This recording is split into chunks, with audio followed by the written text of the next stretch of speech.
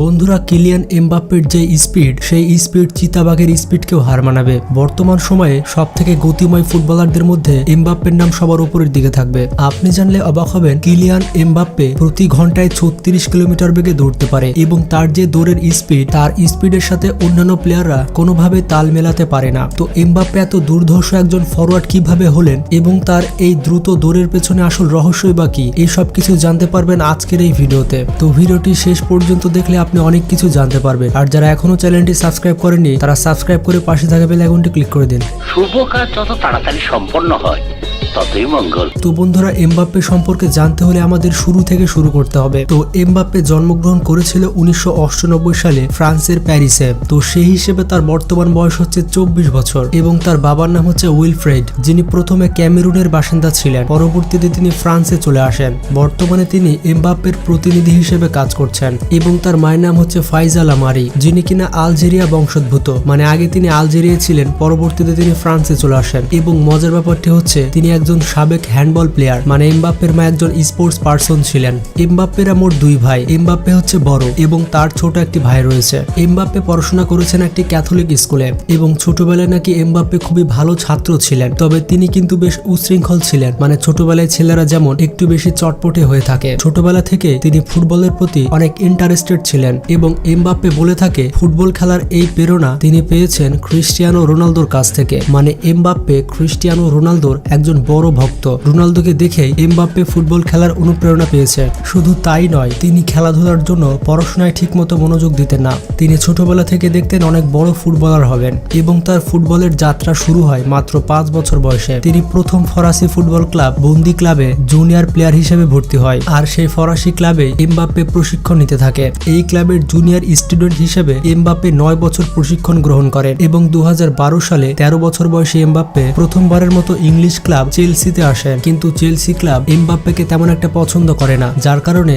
তার পেছনে টাকা ঢালতে ওই ক্লাব একেবারে রাজি হয়েছিল না। সে সময় ড্যানিয়েল বোগা নামের এক চেলসির স্টাফ এমবাপ্পেকে সেই ক্লাবে না নেওয়ার একটি রিজন দেয়। সেই কর্মচারী বলে যে এমবাপ্পে যথেষ্ট পরিশ্রমী নয়, যার কারণে আমাদের ক্লাবে তাকে নেব না। তিনি বলেন এমবাপ্পে যদি বল নিয়ে একবার উপরে উঠে যায় তাহলে তিনি আর নিচে আসতে চায় না, যার কারণে এমবাপ্পেকে দলে ফেরায়নি চেলসি। এরপর ঠিক 13 বছর বয়সে এমবাপ্পে যোগদান করে আরেকটি ফরাসি ক্লাবে এবং সেই ক্লাবটি ছিল মোনাকো ক্লাব। মোনাকো ক্লাবের যুব প্লেয়ার হিসেবে এমবাপ্পে সেখানে প্রশিক্ষণ নিতে থাকে। মোনাকো ক্লাবে প্রায় 2 বছর প্রশিক্ষণ গ্রহণ করে এমবাপ্পে। আর এরপরে মোনাকোর মূল দলে জায়গা পায় এমবাপ্পে। 2015 সালের 2 ডিসেম্বর প্রথমবারের মতো মোনাকো ক্লাবের হয়ে প্রফেশনাল লিগে জায়গা পায় এমবাপ্পে। 2016 সালে এমবাপ্পে তার ক্লাব ক্যারিয়ারে প্রথম গোলটি করেছিল এবং মোনাকো ক্লাবের হয়ে সর্বকনিষ্ঠ গোলদাতা হয়েছিলেন এমবাপ্পে। এরপর মোনাকো ক্লাব এমবাপ্পের সাথে 3 বছরের চুক্তি স্বাক্ষর করে। 2017 সালে এমবাপ্পে লিগ 1-এ প্রথম হ্যাটট্রিক করেন এবং ফরাসি ক্লাব মেটসের বিপক্ষে এমবাপ্পে অনেক ভালো খেলে এবং এই হ্যাটট্রিক করার কারণে লিগ 1-এ সর্বকনিষ্ঠ হ্যাটট্রিক করার রেকর্ড এমবাপ্পের ঝুলিতে চলে আসে। এবং সেই মৌসুমে লিগ 1-এ এমবাপ্পে প্রায় 16টি গোল করেছিল এবং সেই মৌসুমেই তার দল মোনাকো চ্যাম্পিয়ন হয়েছিল। আর এমবাপ্পের এই অসাধারণ পারফরমেন্স চোখে পড়েছিল আরেকটি বিখ্যাত ফরাসি ক্লাব প্যারিস সেন্ট জার্মেনের।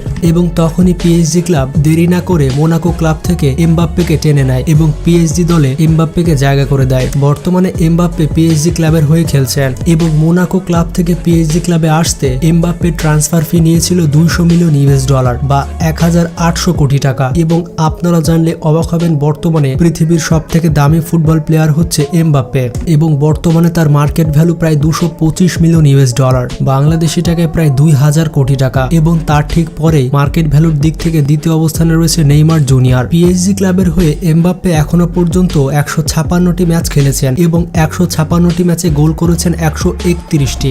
2017 সালে এমবাপ্পে তার জাতীয় দলের হয়ে প্রথম আন্ডার-17 খেলেন। তৎকালীন তার খেলা দেখে ফ্রান্সের কোচ মুগ্ধ হয়ে গিয়েছিলেন। তারপরে এমবাপ্পে ডাক পান আন্ডার-19 টিমে। আন্ডার-19 টিমে এমবাপ্পে দুর্দান্ত পারফরমেন্স করাতে এমবাপ্পে ডাক পায় ফ্রান্সের জাতীয় দলে। 2017 সালে প্রথমবারের মতো আন্তর্জাতিক ম্যাচ খেলেন কিলিয়ান এমবাপ্পে এবং 2018 সালের বিশ্বকাপে এমবাপ্পে এক অসাধারণ পারফরমেন্স করে এবং 2018 সালে যে ফ্রান্স বিশ্বকাপ পেয়েছিল তাতে এমবাপ্পের একটি বড় অবদান ছিল এবং 2018 সালের বিশ্বকাপে সেরা ইয়াং প্লেয়ারের অ্যাওয়ার্ড পায় এমবাপ্পে এবং 2018 সালে এই পুরস্কার পাওয়ার পরে এমবাপ্পেকে আর পেছনে তাকাতে হয়নি। তারপর থেকে এমবাপ্পে তার অসাধারণ পারফরমেন্স দর্শকদের দেখিয়ে যাচ্ছে।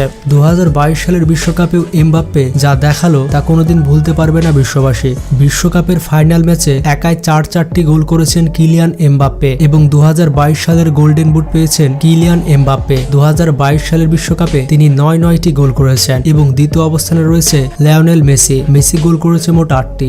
মজার ব্যাপারটি হচ্ছে এখনো পর্যন্ত ফ্রান্সের জাতীয় দলের হয়ে কিলিয়ান এমবাপ্পে 63টি ম্যাচ খেলেছেন এবং 63টি ম্যাচ খেলে তিনি ফ্রান্সের হয়ে গোল করেছেন 33টি। বন্ধুরা, এত অল্প বয়সে কিলিয়ান এমবাপ্পে একজন ফুটবল মহাতারকা হয়ে উঠেছেন। শুধু তাই নয়, সর্বকনিষ্ঠ প্লেয়ার হিসেবে পেলের পরে কিলিয়ান এমবাপ্পের নাম রয়েছে। কিলিয়ান এমবাপ্পের সব থেকে আকর্ষণীয় বিষয় হচ্ছে তার গতি। তার গতি যে কোনো ডিফেন্ডারকে হার মানাতে বাধ্য। বন্ধুরা, কিলিয়ান এমবাপ্পের গতি ঘন্টায় 36 কিলোমিটার, যেখানে একটি সিংহ প্রতি ঘন্টায় যায় 50 মাইল। মানে কিলিয়ান এমবাপ্পে কত দ্রুত গতিতে দৌড়ায় তা হয়তো আপনারা চিন্তা ভাবনা করতে পারছেন। এমবাপ্পেকে বলা হয় বর্তমানের ফাইন্যান্সিয়ালি সাকসেসফুল ফুটবল প্লেয়ার। তাছাড়া পৃথিবীর সব থেকে ধনী ফুটবলারদের লিস্টে তিনি রয়েছেন। এমবাপ্পের প্রপার্টির কথা বললে ফ্রান্সের প্যারিসে তার একটি প্রপার্টি রয়েছে এবং এমবাপ্পের এই বাড়ির বারান্দা থেকে প্রায় পুরো প্যারিস শহরের ভিউ নেওয়া যায়। এমবাপ্পের এই প্রপার্টির মূল্য প্রায় কোটি টাকার উপরে। এই প্রপার্টি ছাড়াও এমবাপ্পের আরো বেশ কয়েকটি প্রপার্টি রয়েছে। তাছাড়া এমবাপ্পে বেশ কয়েকটি কোম্পানিতে ইনভেস্ট করে রেখেছেন। আপনারা জানলে অবাক হবেন, তিনি যখন মোনাকো ক্লাব থেকে প্যারিস ক্লাবে এসেছিল তখন ট্রান্সফার ফি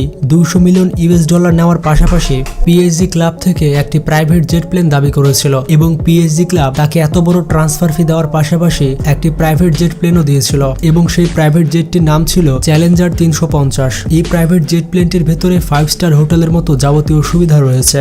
এমবাপ্পে বাইরের দেশে গেলে বা কোথাও ঘুরতে গেলে এই প্রাইভেট জেট প্লেনটি নিয়ে যায়। তাছাড়া পিএসজি ক্লাব এই প্রাইভেট জেট প্লেন দেওয়ার পাশাপাশি এমবাপ্পেকে কয়েকজন বডিগার্ডও দিয়েছিল। মানে বুঝতে পারছেন এমবাপ্পের ডিমান্ড কত। বন্ধুরা, আপনারা জানলে অবাক হবেন, মেসি কিংবা রোনালদোর মতো এমবাপ্পেও পৃথিবীর সব থেকে দামি দামি ঘড়িগুলো ব্যবহার করে থাকে। এমবাপ্পের কাছে বিভিন্ন কোম্পানির দামি দামি ঘড়ি রয়েছে। তার মধ্যে উল্লেখযোগ্য ঘড়ি হচ্ছে এমবাপ্পের রেইনবো ঘড়ি। এই ঘড়িটির দাম প্রায় কোটি টাকার উপরে। বন্ধুরা, এমবাপ্পে এত অল্প বয়সে বিভিন্ন চ্যারিটিতে দান করে থাকে। 2018 সালের বিশ্বকাপ জেতার পরে এমবাপ্পে যে টাকাগুলো পেয়েছিল সব টাকায় তিনি চ্যারিটিতে দান করে দিয়েছিলেন। তাছাড়া 2020 সালে করোনা প্যান্ডামিকের সময় এমবাপ্পে গরিব দুঃখীদের অনেক সাহায্য করেছিল। বন্ধুরা, বর্তমানে শুধু এমবাপ্পের জয় জয়কার। মেসি, রোনালদো এবং নেইমারের পরে সব থেকে বেশি ফ্যান ফলোয়ার রয়েছে এমবাপ্পের এবং এমবাপ্পে এত অল্প বয়সেই যে রেকর্ডগুলো করছে তাতে মেসি কিংবা রোনালদোর মতো বয়স আসতে আসতে এমবাপ্পে অনেক রেকর্ড করে ফেলবে। তো আপনাদের কি মনে হয়, এমবাপ্পে কি মেসি, রোনালদো এবং নেইমারকেও ছাড়িয়ে যাবে? তো এই বিষয়ে আপনার কি মতামত তা কমেন্ট বক্সে জানাবেন। আর কারা কারা এমবাপ্পের ফ্যান সেটা কমেন্ট বক্সে জানাতে ভুলবেন না। ভালো থাকবেন, সুস্থ থাকবেন, টেক কেয়ার, আল্লাহ হাফেজ।